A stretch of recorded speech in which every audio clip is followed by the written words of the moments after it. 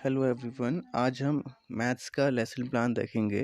इस टॉपिक का नाम है छोटा और लंबा। ये क्लास थर्ड का टॉपिक है और ये जो लेसन प्लान बनाया गया है ये 6E बेस्ड है। तो इसको लिखते टाइम सबसे पहले आप सामान्य उद्देश्य लिखेंगे। सामान्य उद्देश्य लिखने से पहले ये जो दिनांक, कक्षा, विषय, प्रकरण, वादन और अवधि, ये वाला फॉर्मेट लिखना पड़ता है। उसके बाद छात्र, अध्यापक का नाम, विद्यालय का नाम, ये चीज़ें लिख सकते हैं। कॉन्सेप्ट मैपिंग आप स्पेसिफिक ऑब्जेक्टिव यानी कि विशिष्ट उद्देश्य के बाद लिख सकते हैं। तो सबसे पहले हम देखते हैं सामान्य उद्देश्य क्या क्या है। गणित के प्रति रुचि उत्पन्न करना, तर्क शक्ति का विकास, गणित का दैनिक जीवन में प्रयोग करना, कल्पना शक्ति का विकास और समस्या समाधान क्षमता का विकास। ये मैथ्स के लगभग लगभग हर एक प्लान पे जनरल ऑब्जेक्टिव से सेम रहेंगे, इसीलिए इनको जनरल ऑब्जेक्टिव कहा जाता है, क्योंकि ये जनरल रहता है सभी में। इसके बाद स्पेसिफिक ऑब्जेक्टिव ऐसे रखने हैं जिनको हम मेज़र कर पाएंगे, जैसे लंबे और छोटे में तुलना करना, स्केल के माध्यम से मापन करना। इसकी जगह अगर मैं लिखता लंबे और छोटे को जान पाएंगे, तो जान पाने को कितना जान पाएंगे ये मैं मेज़र नहीं कर पाता हूँ, तो ये अगर मैं लिखूँ तो ये इनकरेक्ट हो जाएगा। तो इसके बाद हम देखते हैं कि कॉन्सेप्ट मैपिंग क्या है।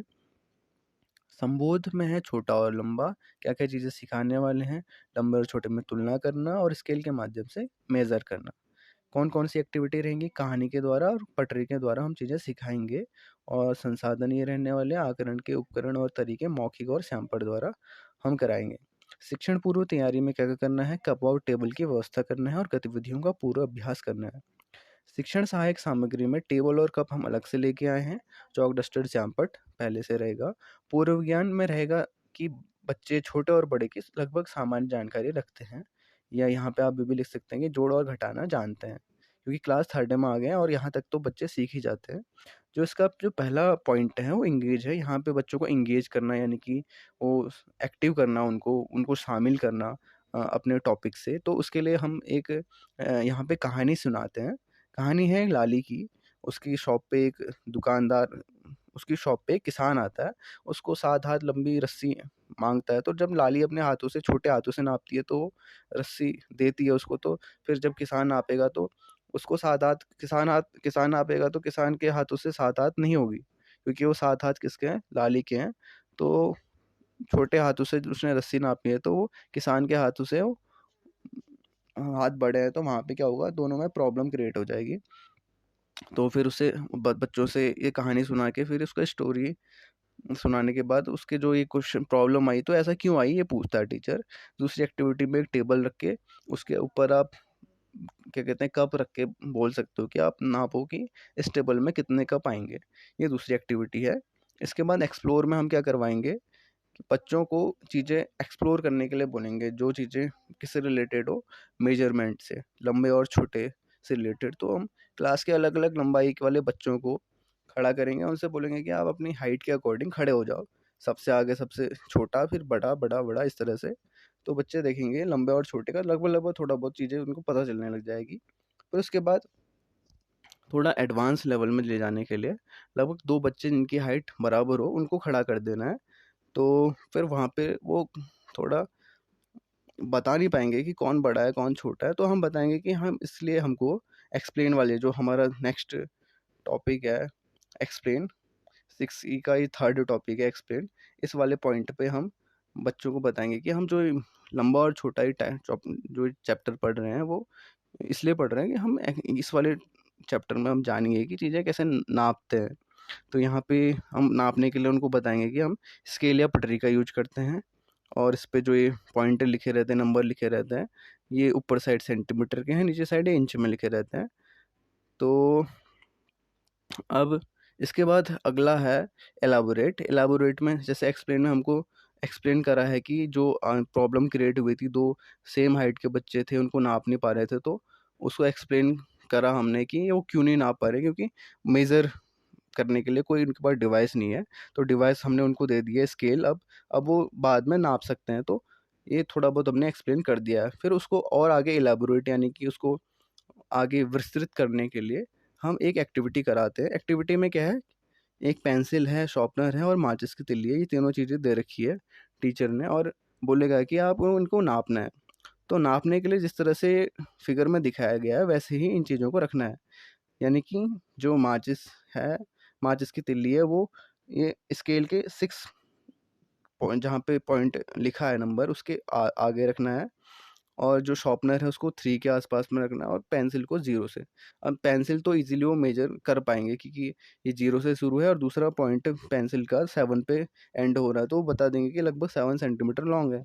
लेकिन जब ये शॉर्पनर इस तरह से हम रख के देंगे तो उनको प्रॉब्लम क्रिएट होगी यहाँ पे, तो हम वहाँ पे बता सकते हैं कि ये 3 से स्टार्ट है और 6 पे एंड है, तो हम 6 - 3 करेंगे तो 3 सेंटीमीटर लॉन्ग शॉर्पनर है, ये भी हम मेज़र कर पाएंगे। और फिर आप बच्चों को पूछ सकते हो कि जो मैच स्टिक का जो ये मैच स्टिक है, इसको किस तरह से नापेंगे, या आप खुद मेज़र करके हमको बताओ।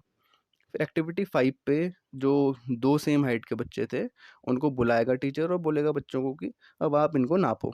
तो बच्चे इसके लिए स्केल का तो नाप स्केल का यूज करना तो बहुत मुश्किल होगा, तो आप उनको दे सकते हो जो इंच टेप होता है, उसमें जो मीटर वाला कॉलम होता है, उसके थ्रू आप हेल्प करा के एलाबोरेट में जो चीज़ें हैं उनकी हेल्प कर सकते हो बच्चों को, तो वो नाप पाएंगे कि एग्जैक्टली पहले की हाइट कितनी थी, दूसरे की हाइट कितनी थी, कौन लंबा है दोनों में और कितना लंबा है।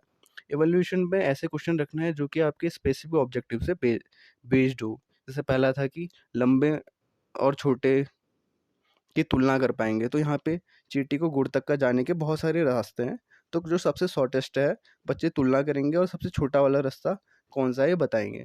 फिर दूसरा ऑब्जेक्टिव था हमारा कि बच्चे बता पाएंगे कैसे मेजर करना है, तो जैसे उनको यहाँ पे बताया गया है कि मेज कितना सेंटीमीटर लॉन्ग है, आप मेज़र करो। जब उनको मेज़र करना सीख गए होंगे तो यहाँ पे वो मेज़र कर पाएंगे। इसी तरह हाथ नापना है, बॉटल की लेंथ नापनी है, और जो मैथ की नोटबुक है उसको भी नाप के वो बताएंगे। एक्सटेंड में क्या करना है कि जो हमने टॉपिक पढ़ाया है वो आपकी डेली लाइफ में किस तरह से काम आएगा, आपको ये चीज़ें यहाँ पे क्लियर करनी है उनको। तो यहाँ पे कुछ क्वेश्चन करा रखे हैं कि जैसे आप वो चीज़ों के नाम बताइए जो 10 सेंटीमीटर से ज़्यादा बड़ी हो, 10 से 20 सेंटीमीटर के बीच हो, 1 सेंटीमीटर से छोटी हो, तो बच्चे ढूँढेंगे अपने आस-पास ऐसी चीज़ें, तो उनको पता चलेगा कि चीज़ें लगभग कितनी लेंथ होती है चीज़ों की। उसके बाद यहाँ पे मेज़रमेंट के रिलेटेड एक क्वेश्चन है। आप अपने और अपने दोस्त की ये चीज़ें नापो, नाक हो गया, कान, अंगूठा, हथेली, और देखो कि कौन ज़्यादा लंबी है, कौन छोटी है। आपकी नाक ज़्यादा लंबी है और आपके कान, तो बच्चे बताएँगे कि हाँ, जब देखेंगे तो पता चलेगा कि दोनों चीज़ें बराबर ही रहती है, नाक और कान। उसके बाद है, तो ये 6E बेस्ड का ये छठा लास्ट पॉइंट था, एक्सटेंड। तो यहाँ पे हमारा जो 6E बेस्ड लेसन प्लान है वो एंड हो चुका है। इसमें लास्ट में रहता है एक शिक्षण पश्चात प्रभाव। इसमें हमने देखते हैं कि शिक्षक के दृष्टिकोण से क्या प्रभाव रहा और विद्यार्थियों के दृष्टिकोण से। शिक्षक के दृष्टिकोण से क्या रहा कि उन्होंने उत्साहपूर्वक गतिविधियों में भाग लिया विद्यार्थियों ने, और विद्यार्थियों को क्रियाकलाप द्वारा पढ़ाना सकारात्मक रहा। और विद्यार्थियों के दृष्टिकोण से उन्होंने लंबे और छोटे की तुलना करना सीख लिया और स्केल के माध्यम से लंबाई मापना सीख गए। ये हमारा लेसन प्लान था मैथ्स का। आई होप कि ये आपको पसंद आया होगा। फिर मिलते हैं next day next lesson plan के साथ। Thank you.